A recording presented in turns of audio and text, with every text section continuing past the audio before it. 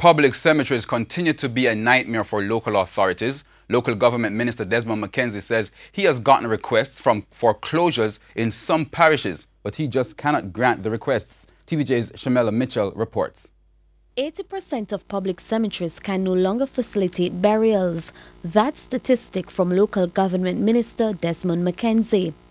As a result of the space shortage, Mr. McKenzie says he has been getting orders to close some cemeteries, including at least 3 in Portland, but those cannot be granted. I've said to them,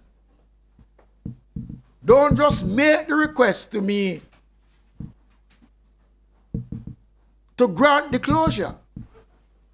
Tell me when the order is given to close, what is the alternative you have for burial?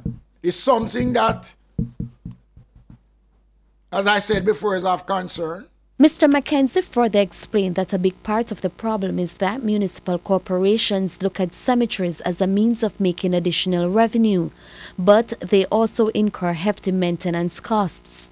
Public cemeteries is a service that we must, as a local authority, to provide for the people. Cemeteries were not created to make a profit. It is a service that we have a responsibility. That is why the Cemeteries Act speaks to the question of pauper burial. Discussions are now underway looking at what has been done in St. Catherine, where a new cemetery was constructed.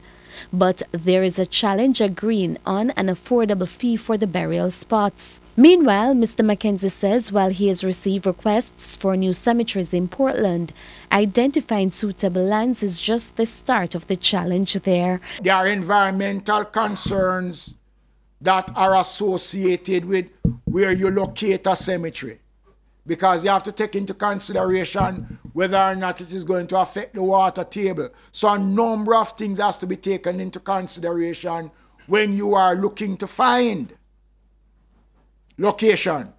Shamela Mitchell, TVJ News.